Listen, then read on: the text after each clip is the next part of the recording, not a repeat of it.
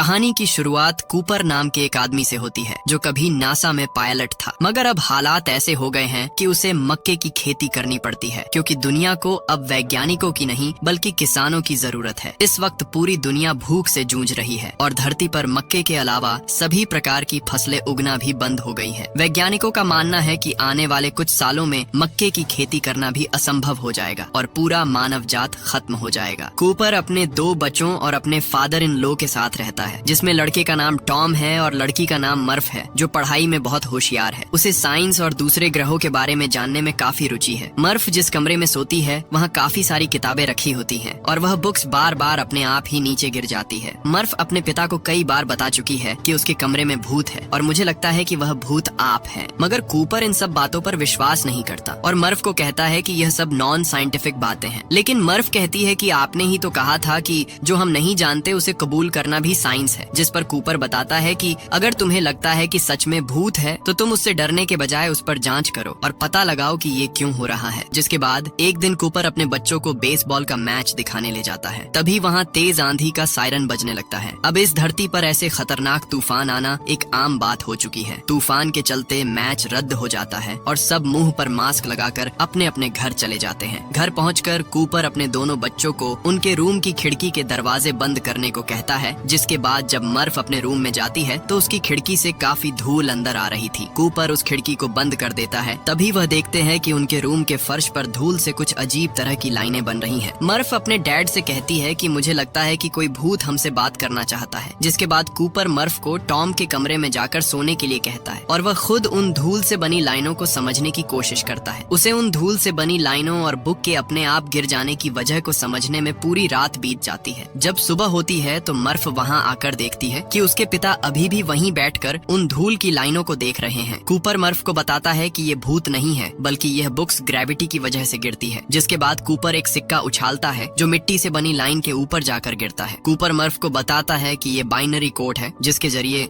हमें कोई मैसेज भेजने की कोशिश कर रहा है। दरअसल बाइनरी कोड एक तरह की भाषा है। जैसे हम किसी को मैसेज भेजने के लिए अक्षरों का इस्तेमाल करते हैं, वैसे ही बाइनरी भाषा में किसी को मैसेज भेजने के लिए 1 और 0 का इस्तेमाल होता है। कूपर समझ जाता है कि धूल से बनी इन लाइनों में जो मोटी लाइन है उसका मतलब 1 है और पतली लाइन का मतलब 0 है, जिससे उसे उन लाइनों के जरिए एक कोड मिलता है और जब वह उस कोड को डिकोड करता है तो उसे एक जगह की लोकेशन के बारे में पता चलता है। जिसके बाद कूपर और मर्फ गाड़ी लेकर उस लोकेशन की ओर निकल पड़ते हैं। वहाँ पहुंचकर वह देखते हैं कि यह जगह एक सुनसान इलाके में है और आगे जाने का रास्ता बंद होता है। कूपर कट्टर की मदद से उस जाली को काटने की कोशिश करता है, मगर तभी कोई उसे मारकर बेहोश कर देता है। जिसके बाद अब अगले सीन में हम देखते हैं कि कूपर एक चेयर पर बैठा हुआ है और एक रोबोट उससे कुछ सवाल पूछ रहा होता है, मगर कूपर उसे कोई जवाब नहीं देता और उससे अपनी बेटी के बारे में पूछता है। तभी वहाँ एक लड़की आती है जिसका नाम एमेलिया है, जो एक साइंटिस्ट है। वह कूपर को अपने साथ एक रूम में ले जाती है जहाँ पर कुछ लोग बैठे होते हैं और मर्फ भी वहीं होती है। तभी कूपर देखता है कि वहाँ प्रोफेसर ब्रांड भी बैठे हैं, जिनके साथ कूपर पहले नासा में काम करता था। वह सब लोग यह जानना चाहते हैं कि कूपर को इस जगह के बारे में पता कैसे चला, क्योंकि ये बहुत ही खुफिया जगह होती है और इसे पूरी दुनिया से छिपा कर रखा होता है। कूपर बताता है कि मुझे ग्रेविटी की मदद से इस जगह के बारे में पता चला, मगर वहाँ बैठे लोगों को कुछ समझ नहीं आता। तब उनमें से एक आदमी कहता है कि हमें साफ साफ बताओ कि तुम यहाँ तक कैसे पहुँचे। कूपर को कुछ समझ नहीं आता कि यहाँ पर हो क्या रहा है और उसे अंदर ही अंदर डर लगने लगता है। वह कहता है कि पहले आपको वादा करना होगा कि मुझे और मेरी बेटी को आप लोग यहाँ से सही सलामत घर जाने दोगे। तब प्रोफेसर ब्रांड हंसने लगते हैं और कहते हैं कि क्या तुम्हें हमारे काम के बारे में पता नहीं है। हालांकि कूपर और प्रोफेसर ब्रांड नासा में साथ काम कर चुके हैं, मगर कूपर के मुताबिक नासा ऑर्गेनाइजेशन और इस दुनिया में जितने भी साइंस के प्रोजेक्ट थे वह सब आज से 10 साल पहले पूरी दुनिया में बंद हो चुके हैं। प्रोफेसर ब्रांड कूपर को बताते हैं कि नासा ऑर्गेनाइजेशन आज भी चालू है, मगर इसे दुनिया से छुपाकर चलाया जा रहा है क्योंकि पूरी दुनिया भूख से जूझ रही है और अगर लोगों को पता चलेगा कि नासा अब भी अपनी स्पेस प्रोजेक्ट पर काम कर रही है तो लोग इस बात को कभी भी एक्सेप्ट नहीं करेंगे, क्योंकि इसे चलाने में अरबों रुपए का खर्च आता है। जिसके बाद प्रोफेसर ब्रांड कूपर को बताते हैं कि पृथ्वी अब धीरे धीरे खत्म हो रही है। हम बहुत सारी फसलें पहले ही खो चुके हैं और अब सिर्फ मक्के की फसल बची है। आने वाले कुछ सालों में वह भी उगना बंद हो जाएगी और धरती के वातावरण में बदलाव आएगा, जिससे धरती से ऑक्सीजन पूरी तरह खत्म हो जाएगा। कूपर प्रोफेसर ब्रांड से पूछता है कि क्या पृथ्वी को बचाने का कोई रास्ता नहीं है। तब प्रोफेसर ब्रांड बताते हैं नहीं, इसे बचाने का कोई रास्ता नहीं है, बल्कि अब हमें पृथ्वी को छोड़कर दूसरे ग्रह को ढूंढना होगा जहां मानव जीवन संभव हो। प्रोफेसर ब्रांड कूपर को बताते हैं कि अंतरिक्ष में एंड्योरेंस नाम का नासा का एक स्पेस शिप है और हमारे पास अभी भी कुछ फ्लाइंग ऑब्जेक्ट है जिससे हम वहाँ तक जा सकते हैं और वहाँ से हम दूसरे ग्रहों की खोज कर सकते हैं जहाँ मानव जीवन संभव हो। साथ ही वह कूपर को बताते हैं कि कोई विकसित सभ्यता या अनोखी जीव गुप्त रूप से मानव जाति की मदद करने की कोशिश कर रहा है। उन्होंने सैटर्न ग्रह के नजदीक आज से लगभग 48 साल पहले एक वार्म होल बनाया है जिसके जरिए हम काफी कम समय में दूसरे यूनिवर्स में जाकर वहाँ पृथ्वी जैसा कोई और ग्रह ढूंढ सकते हैं। वह कूपर को बताते हैं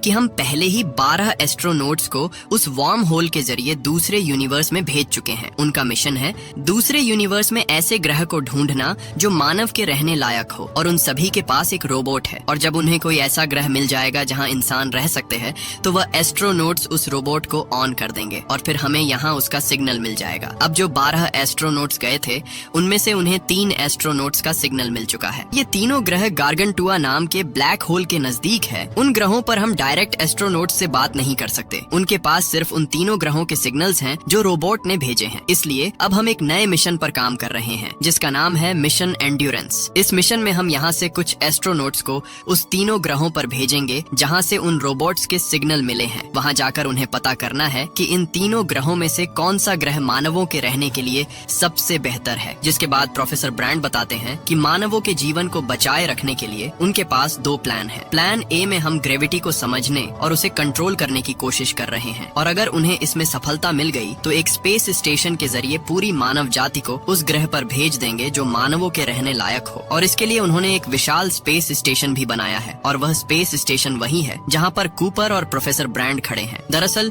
यह कोई बिल्डिंग नहीं है बल्कि ये एक विशाल स्पेस शिप है। पर सबसे बड़ा सवाल ये है कि इतना बड़ा स्पेस शिप आखिरकार अंतरिक्ष में कैसे जाएगा। इसके लिए प्रोफेसर ब्रैंड ग्रेविटी को कंट्रोल करने के फार्मूले पर काम कर रहे हैं। उनका मानना है कि अगर पृथ्वी पर कुछ देर के लिए ग्रेविटी को ऑफ कर दिया जाए तो यह विशाल स्पेस शिप अपने आप ही हवा में तैरने लगेगा, जैसे चांद पर बिना ग्रेविटी के सभी चीजें हवा में तैरने लगती है, ठीक उसी तरह। जिसके बाद सिर्फ इस स्पेस शिप को दिशा दिखाने की जरूरत होगी। अगर उनका प्लान ए फेल हो गया और ऐसा ग्रह ढूंढने में काफी वक्त लग जाता है जहाँ पर इंसान रह सकते हैं तो प्लान बी ये है कि एंड्योरेंस मिशन अपने साथ लगभग 5000 निषेचित मानव भ्रूण को ले जाएंगे जिसके जरिए नए लोगों को पैदा किया जा सकता है और मानव प्रजाति को बचाया जा सकता है। अब प्रोफेसर ब्रैंड कूपर को कहते हैं कि हमें इस मिशन के लिए एक पायलट की जरूरत है और तुम पहले ही नासा में एक पायलट रह चुके हो, इसलिए मैं चाहता हूँ कि इस मिशन का कमांड तुम संभालो। क्योंकि यह दुनिया को बचाने का सवाल था इसलिए कूपर भी इस मिशन के लिए मान जाता है। लेकिन मर्फ नहीं चाहती कि उसके पिता एक ऐसे मिशन पर जाएं जहां से वापस आने की कोई संभावना ना हो। कूपर उसे किसी तरह समझाता है मगर मर्फ कहती है कि मेरे रूम में जो कुछ भी हो रहा था उसका मैसेज मैंने डिकोड कर लिया है और उसका मतलब है स्टे, यानी कि मत जाओ। लेकिन कूपर उसकी बात नहीं मानता और जाने से पहले वह मर्फ को एक घड़ी देता है और बोलता है कि इसकी दूसरी जोड़ी मेरे पास रहेगी, लेकिन यह दोनों घड़ियां हम दोनों के लिए अलग अलग तरह से काम करेगी। क्योंकि अगर मैं ब्लैक होल के पास रहूंगा तो वहाँ वक्त की रफ्तार पृथ्वी के मुकाबले काफी कम होगी और जब मैं वापस लौटूं तो शायद तुम मेरी उम्र की हो जाओ और मेरी उम्र लगभग इतनी ही रहे जितनी की अभी है। जिसके बाद कूपर, प्रोफेसर ब्रैंड की बेटी एमेलिया और उनके साथ 2 और एस्ट्रोनॉट्स की टीम अपने मिशन पर निकल पड़ती है। अब स्पेस में जाकर ये लोग अपने फ्लाइंग ऑब्जेक्ट को वहाँ पहले से मौजूद एंड्योरेंस नाम के स्पेस शिप से अटैच कर देते हैं और उसकी मदद से ये सभी वार्म होल के जरिए दूसरे यूनिवर्स में पहुँच जाते हैं। वहाँ से उन्हें उन तीनों ग्रहों पर जाकर पता करना था कि क्या वहाँ पर मानव जीवन संभव है या नहीं। ये सब डिसाइड करते हैं कि वह पहले मिलर के ग्रह पर जाएंगे जो गार्गंटुआ नाम के ब्लैक होल के काफी करीब होता है, जिस वजह से वहाँ बिताया 1 घंटा पृथ्वी में बिताए 7 साल के बराबर होगा। जिसके बाद यह मिलर के ग्रह पर जाने की तैयारी करते हैं और उन चारों में से उनका एक साथी एंड्योरेंस शिप पर ही रुकता है और बाकी के 3 लोग यान लेकर उस ग्रह की ओर निकल जाते हैं। वहाँ पहुँचकर उन्हें पता चलता है कि उस पूरे ग्रह पर 2 से 3 फुट का पानी है, यानी कि उस ग्रह पर मानव जीवन संभव नहीं है। उन्हें वहाँ पर मिलर के यान का मलबा भी मिलता है, यानी कि उसकी पहले ही मौत हो चुकी है। अब वह लोग उस यान का रिकॉर्डर ढूंढने लगते हैं। एमेलिया उस रिकॉर्डर को ढूंढने के लिए शिप से काफी दूर चली जाती है। तभी कूपर देखता है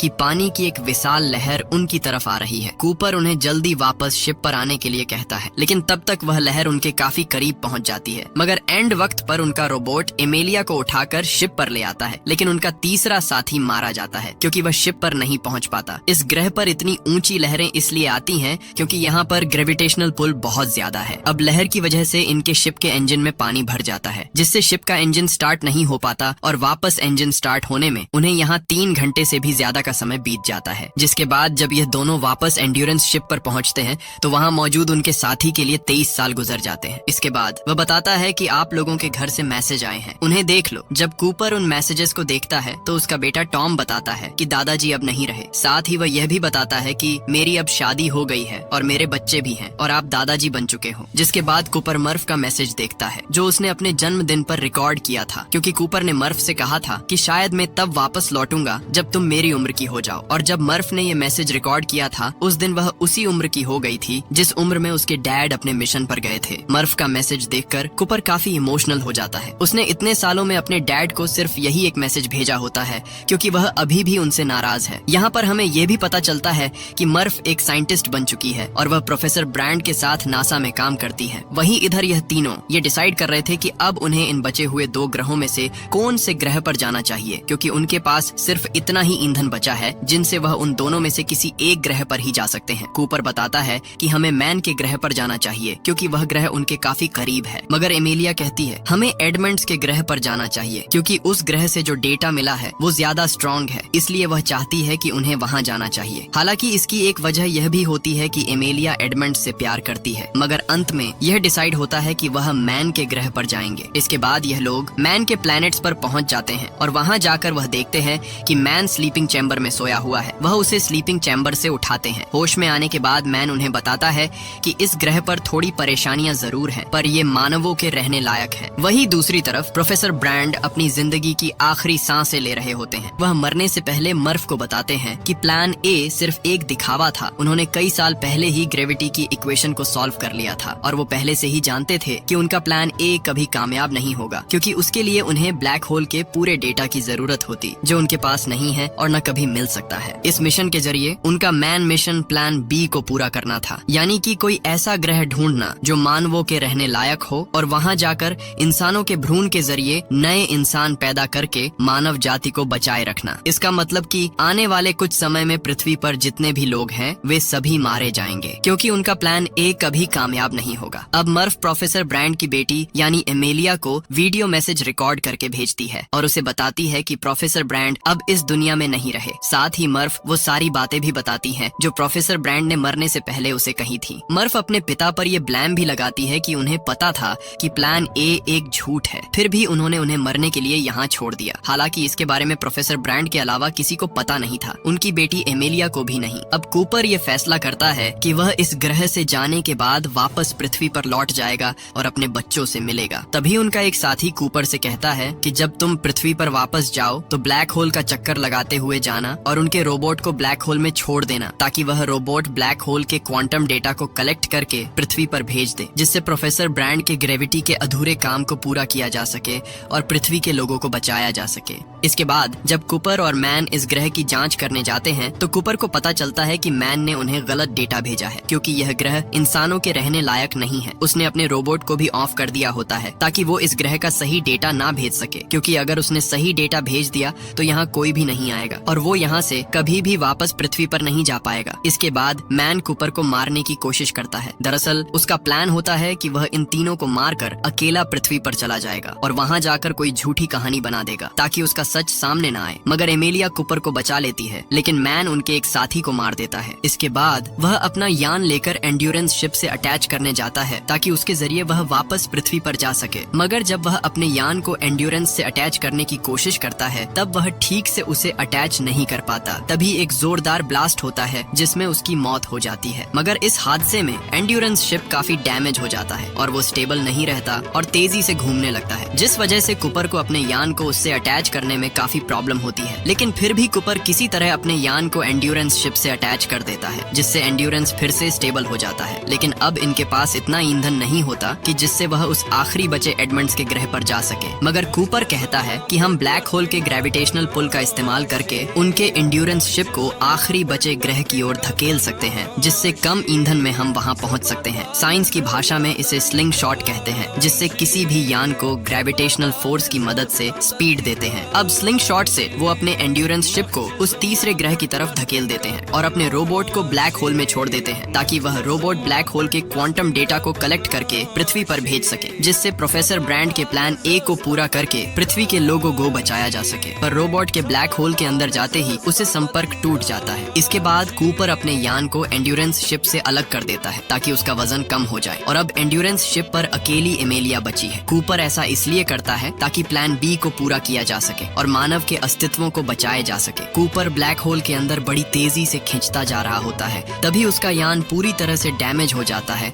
और वह कूपर को वार्निंग देता है कि जल्दी इस यान से डिटैच हो जाओ। कूपर जैसे ही उस यान से बाहर निकलता है तभी वो यान ब्लास्ट हो जाता है और अब वह ब्लैक होल के अंदर तेजी से गिरता जा रहा होता है। उसे लगता है कि अब उसकी जिंदगी का अंत आ गया, मगर मरने की बजाय वो एक टेसरैक्ट में पहुंच जाता है, जहां से वह अपने घर में मौजूद उस किताबों वाले कमरे को देखता है जिसके बारे में उसकी बेटी मर्फ उसे कहती थी कि उस कमरे में भूत है। इस टेसरैक्ट में कूपर समय में आगे पीछे भी देख सकता है। कूपर उस कमरे में अपनी बेटी मर्फ को देखता है जो अभी बहुत छोटी है और कूपर किताबें गिराकर उसे अपनी मौजूदगी का एहसास करवाने की कोशिश करता है, पर मर्फ समझती है ये कोई भूत है। आपको याद होगा कि मूवी की शुरुआत में मर्फ ने अपने डैड से कहा था कि मेरे रूम में भूत है जो किताबें गिराता है और मुझे लगता है कि वो भूत आप है, और सही में वो फ्यूचर का कूपर ही होता है जो किताबें गिरा रहा होता है। ऐसा करके कूपर अपनी बेटी को मैसेज भेजने की कोशिश कर रहा होता है कि वह उसे जाने से रोक ले। उस मैसेज को मर्फ ने नोट भी कर लिया था कि स्टे यानी मत जाओ। हालांकि मर्फ ने अपने डैड को मिशन पर जाने से मना भी किया था, लेकिन कूपर फिर भी चला जाता है। तभी उस टेसरैक्ट में कूपर को ब्लैक होल में भेजे हुए उस रोबोट का मैसेज आता है जिसे कूपर ने ब्लैक होल के क्वांटम डेटा को कलेक्ट करने के लिए भेजा था। वह कूपर को बताता है कि उसने वो पूरा क्वांटम डेटा कलेक्ट कर लिया है जिससे प्रोफेसर ब्रैंड की ग्रेविटी के अधूरे इक्वेशन को पूरा कर सकते हैं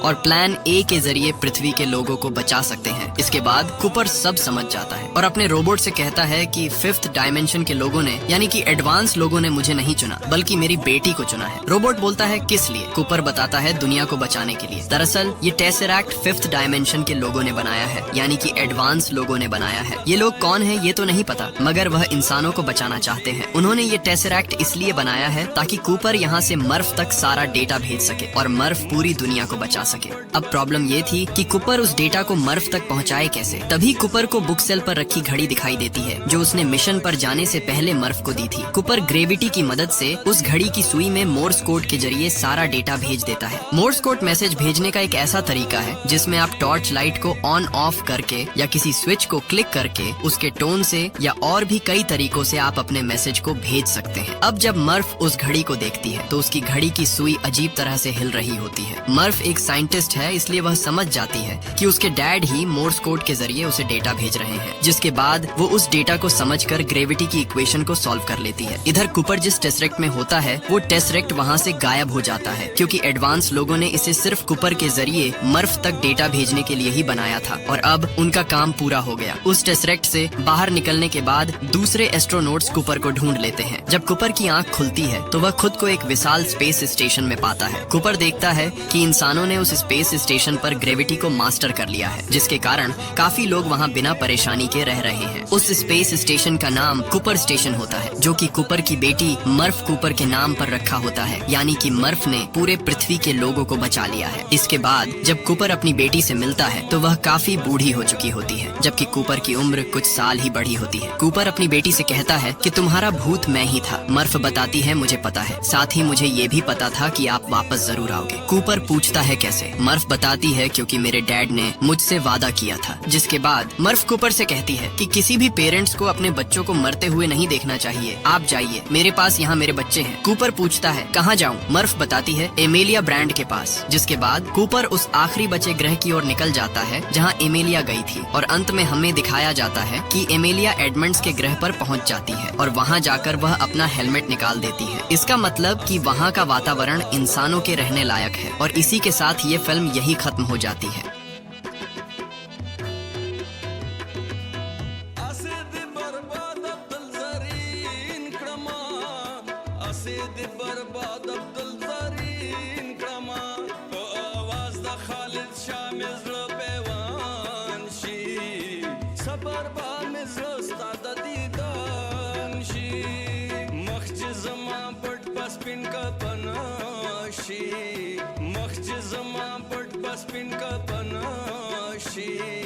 Sabar